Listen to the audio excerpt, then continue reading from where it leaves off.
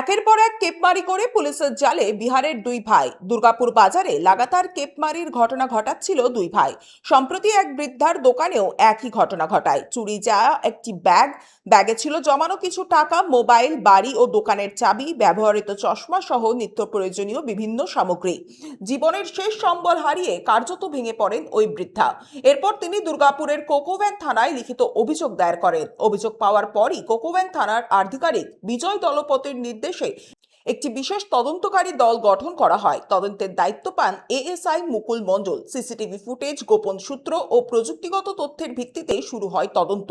তদন্তে পুলিশ জানতে পারে বিহারের বাসিন্দা দুই ভাই বিট্টু সোনি ও সুরজ সোনি, যারা গোপালমাঠ এলাকায় একটি বাড়িতে ভাড়া থাকত, তারাই এই ঘটনার সঙ্গে জড়িত।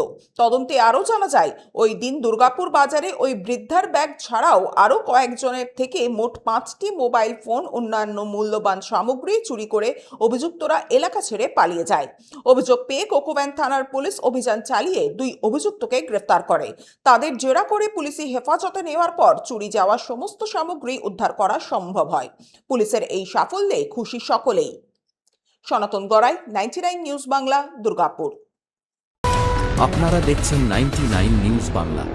বদলাবো আমরা।